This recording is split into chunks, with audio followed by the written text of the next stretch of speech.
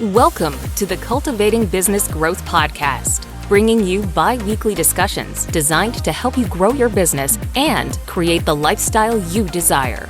Elevate your business with proven strategies from virtual CFOs, CPAs, and business advisors. We discuss real-world challenges solved with actionable steps that get you the results you need, both in business and building the life you deserve.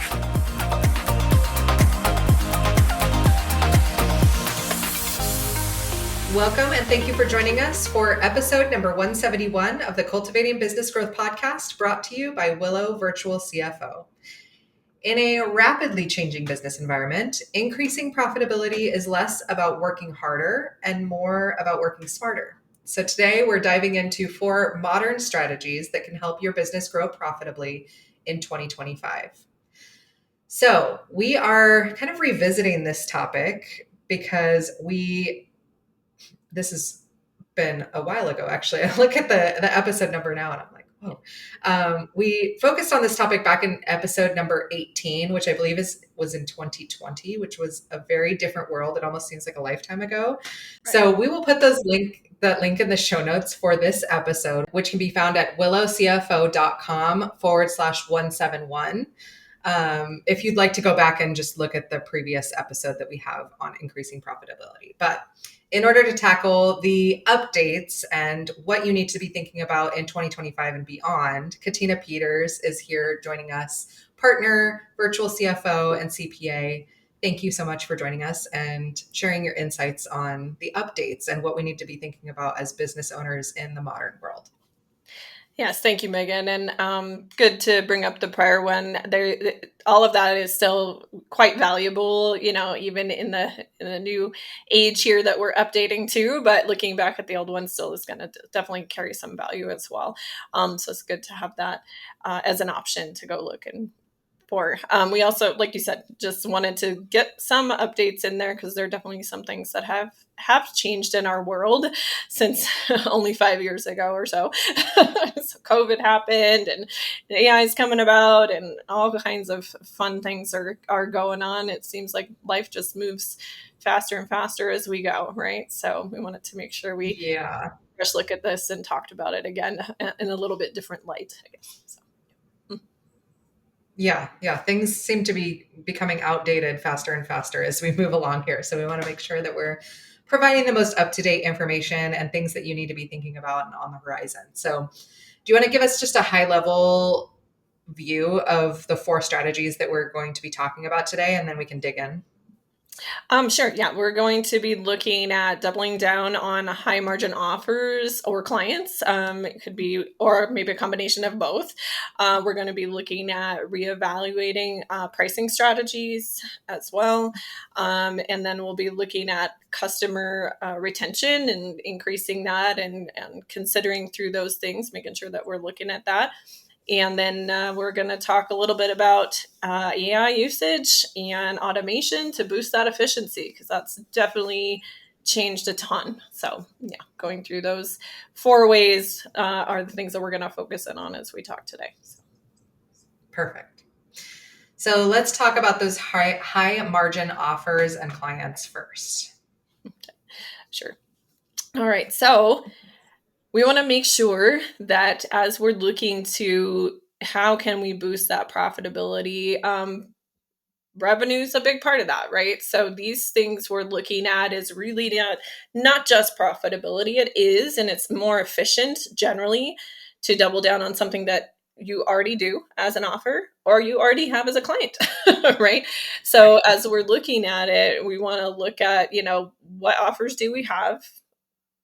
Are they profitable, not profitable? Do we want to make sure first that we have those pieces of data so we can be ensuring that the offers that we're looking at doubling down on are producing good results first? So what are those offers that are producing good results, and how can we expand those offers? Looking at them from, can we put another marketing campaign to expand that out? Are there clients we already have that aren't using those offers that could maybe use them, and we can do a campaign to them? looking at those types of things, or maybe there's some similar offers that we can design the same as our profitable offers that maybe open up to a little bit different group of people or clients, and we can look at it from that perspective as well. So also, like you said, looking at the clients, are we underserving those clients? What kinds of things, groups of clients do we have, and what are their needs? And are we really meeting all of those needs, or is there a need that we maybe don't have an offer on yet that we can fulfill and expand to help fill in the gaps for our clients that we already have? Because as we know, it's easier to have and keep and expand services to a client that you already have a good relationship with, a customer or client, however you call them, and be able to expand that out. You already have that built-in trust factor. So they're going to be looking, to you as the person to serve their needs, and they're, hopefully, like we'll talk about retention later, hopefully you're serving them well, you're retaining them, and they want to fill their needs with somebody they know they can trust already. So it's a good way to look at increasing things as far as that goes. So we did talk a little bit about trimming or phasing out low margin offers, those type of things. So looking at that, and that can be trimming out altogether. That can be looking for businesses to partner with that you can outsource. Maybe it's not your strength, or you don't have the systems or the time to put into the systems to make it profitable. But you can maybe leverage a relationship to do those things, so you're not leaving your client not getting a service. They're able to maybe leverage that partnership, and also that can help expand opportunities for you too. If they're doing something specific that you don't do, and you're likely doing stuff that they don't do, you can kind of partner that up as well. So that's another thing to consider too. Sometimes it's just cut it and we're not doing it anymore, but other times let's think outside the box, and how do we fill that need without us taking it on and being inefficient? What are the other options that we can offer and partner with as far as that goes? So looking at that. Okay. We also, it's a good time to maybe look at your clients too, which ones are profitable, not profitable. We didn't bring that specifically in as far as doubling down, but it can increase your profitability. Obviously, if you have unprofitable or very low profit margin clients, you might want to look at cutting those. And we've talked about that before on our program. There's some client customer for every company out there. So even if you're not the best at serving them, there's likely some other better fit for them as far as that goes. So letting go of those and expanding your capacity on your team to service those higher profitable types of clients. And obviously you would need to go out and get some more of those, but looking at that can help kind of hone in on which clients do we want. So, all right. So I think that kind of covers us for doubling down, unless Megan, you can think of anything else we should discuss there. But. Yeah, I know we've mentioned it before, but I think it bears repeating that it can be sometimes hard to say no to a client who Sure. maybe you think, oh, I could, they're not ideal, but it's some revenue in the door, but you're also saying no to your ideal client that you won't have time for, or that you won't have time to go find, or that you won't, so you have to think about the things that you're saying no to and saying yes to that a client that's not ideal. So yes, I think it's just bears repeating. It does. Yes doesn't always mean yes for everything, right? You're also right. turning down. Yep. You're saying that, like you said, if you say yes to something, you're saying no to many other things. So you want to just keep that weight balanced as you make those decisions, for sure. Definitely. Yep. Yeah. So let's talk about reevaluating or evaluating your pricing strategy.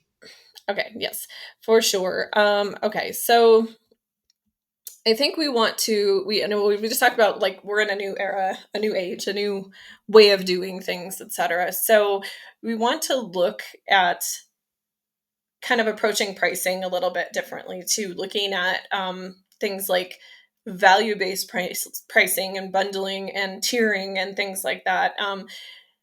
The traditional methodologies of pricing maybe don't fit as well as they used to. And they a lot of times put a limit on us that we don't even realize we're putting on ourselves, I guess, if that makes sense. So, your traditional kind of get your costs, put your profit on top, and then, here's your price. That's kind of how it's been built up in the past. And yes, those things are important. You have to price enough to make sure that you're making money and covering your costs and making a profit, those kinds of things. So it's not that those things are completely not important or should be shoved to the side 100%, but maybe we're looking at it wrong in that we need to look at it like, what amount of value are we really bringing to this customer clients, that we can look at improving on and increasing our prices for without just the cost in mind, if that makes sense. So looking at, what truly is that value out there, and looking at bundling things and tiering things. I mean, I think probably a lot of us as consumers can relate to things, like your phone service package or your TV package, or, you're bundling things together, giving some options, stuff like that. So, that in this service-based industry that we're in, we have been traditionally done those types of things. So not just us in accounting, but many service-based businesses haven't traditionally done stuff like that as much, but moving more into that subscription-based modeling, value-priced scenarios, thinking that kind of outside the box thinking with regards to service-based businesses is definitely something that people should be considering. It's a new way to think about it. It's a new way to go about it, but consumers generally are pretty open to it. They understand it. They're used to it, things like that. And it definitely can make things simpler and more valuable to them. So want to look at it, maybe from that type of a perspective as well. So a little bit different approach as far as that goes. So. Yeah, that's great. And then we want to talk about increasing customer retention as well. Yes, absolutely. So our customer, we work really hard, right, as businesses to get new customers to get the door, to sell them. It can cost a lot of money and time to do that. And we want to make sure, we do want to make sure they're the right fits, like you talked about before, who we're saying yes to and who we're saying no to, those kinds of things. But once we've gone through that whole vetting process and got the customer and worked with them and built up trust, we want to make sure that we have good systems in place for keeping them happy. And not only that, we just want to keep them happy, but I think most service-based businesses go into this because they want to help people do whatever it is that they are providing, right? So I don't want somebody to come to my company, and I'm sure you don't either, and be like, oh, I'm not happy with the service I'm getting, because that's not what we're here for. We set up these companies to service people in a good way to, help them. Coming from that perspective also, we want to make sure that, especially as we grow, that can get a little challenging because people do different things different ways, different people service customers differently. You kind of have to put all these things in place to make sure that they're getting the level of service that you as a business owner, CEO, leadership team want your company to be providing. You have to make sure that your employees, your salespeople, all that, everybody's driving together to give the right experience to everybody. So you can look at things like loyalty programs, look at things like really great onboarding is a big one, like get that lead and sale in the door, but then treat them really well and give them, a great onboarding experience to kind of boost that initial trust with the company, and then nurture that long term as well. But onboarding is super important, because if you're kind of messing up in the beginning because you don't have a clear, concise, easy to follow, easy to work with onboarding system, you're going to frustrate people, and then they're just going to be like, oh, what did I do? Why did I go with this company or whatever? First impressions are everything, right? Easy. Yeah, make it clear, easy instructions, easy to do. Not that everything has to be simple, easy, but easy to know what the steps are, good follow-up, things like that. So you're helping people through what needs to be done. Like I said, on the long-term side, regular check-ins, value-added content, you can look at those types of things, just, continuing to provide that added value to your customers. there's also possibilities of looking at creating like a customer community or a customer membership and things like that as well. So there's a lot of things you can do to like expand that ecosystem, excuse me, as far as ways that they're kind of tied into you, I guess, if that makes sense. So just kind of keeping them, yep, they're tied into us. We provide them great value. They're happy, they're going to stay with us, that kind of thing. So that's obviously going to give you a better retention rate. It's going to give the customers better, service. It's going to give you a better, reviews, testimonials, just a better name out there, right, in the community. So there's kind of like a win-win-win situation there, just having those types of things considered and in place as much as possible. I agree. Nurturing those relationships and putting those first in your business is crucial. I mean, it's invaluable to have that. I mean, and it's investing in the trust that they have in your expertise as well with each interaction that you have with them. And I mean, it's just, for a lot of people, it comes naturally too. It's just caring about the people that you're serving and making sure that you're giving them, 110% when you're serving. Definitely. So definitely agree with that. Yeah. And then last but not least, we have our AI topic that everybody likes to talk about right now. It's so hot.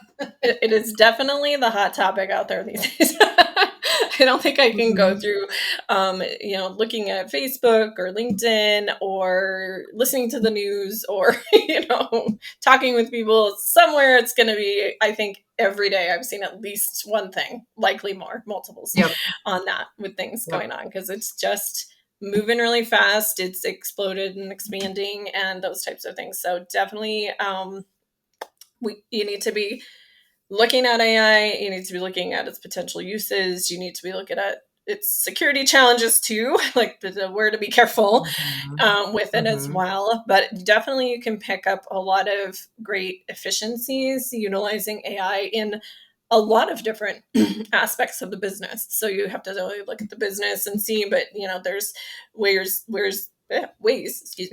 that you can use it, with marketing. There's ways you can use it in research. There's ways you can use it in processing, doing books, et cetera. There's a lot of options out there for how to increase efficiencies for your company and for your team. So you want to take a look at that. And I know there's a lot of, people that get scared about AI, and taking their jobs and this and that. I find that typically speaking, those companies that are moving into using AI are not having those types of reactions, or that's not the goals. Usually it's to free up the people from doing these very routine, mundane, really most of the time things that people find annoying to have to do, to be honest. Like the people even that are doing it. So they're making their highest and best use better, right? Like we talked about a little bit in one of our other episodes, putting your highest and best use in play. AI is allowing that to happen more. So you have people that are doing these tasks and this research and this and this, that, and it's taking hours and hours of tedious work most of the time to get there. It needs to be done. But when you can take it and they can control the AI, they can make sure it's right. Because you do have to check it, right? Like we can't, AI is not to the point of just let's rely on it 100%. Like we need to put checks and balances in there, right? I would not recommend that. But yeah, there's always got to be that in there. But if you're teaching your people, okay, here's your process, there, and they may be creating the AI tool and helping, create that for the business, but they're managing it and making sure that it's correct. Most of the time we have found that people are really responsive to that. They're like, oh, this is great. This used to take hours and it was so tedious and hard and, all the things. So usually, I think you do have to make sure that you're managing those expectations, that people aren't scared, because there was a lot of that hairy, scary, AI is taking all the jobs and stuff going on. I think it's just like any other technology. Computers were going to take all the jobs and, and things like that. All these, all this stuff's going to take all the jobs. And did it shift the jobs? Sure, it shifted the jobs. But I think that's a similar situation we're in here. And I think people, for the most part, are actually probably going to like and enjoy what comes out of it for their jobs, if they're utilizing it and able to, have the company's support in that. So there's a few tools we wanted to mention in case you aren't already aware. I think a lot of people know what ChatGPT is. It's been out there a lot, but there's ChatGPT.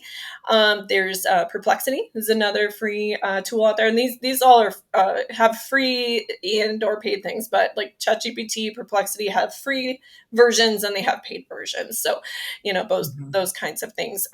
Perplexity, we don't want to say we're AI experts and we've checked them all out and we know all of them, but from the ones that we have been utilizing, we've found that Perplexity does a really good job at research because it researches things well. It gives you all the sources that it pulls from. You can go see the sources that it's pulling from, make sure that you agree it should be like a source you should rely on, things like that. So we found that that's been good.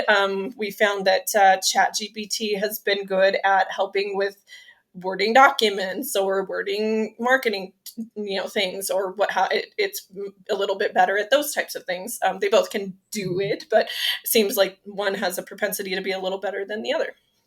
Zapier is also a connector, right, between tools. These two last ones are more automations. Yeah, so Zapier is kind of more of an automation between tools. So if you have two different systems, it would be great that they talk together. Zapier might be a good solution to be able to make them, kind of communicate in between two systems, which again, no one likes doing things twice.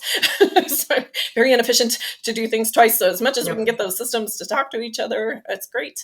And same thing with QuickBooks automation and tools, having good integration with those types of things. The best processes to have in place is to be able to touch something once and it does all the things it's supposed to do.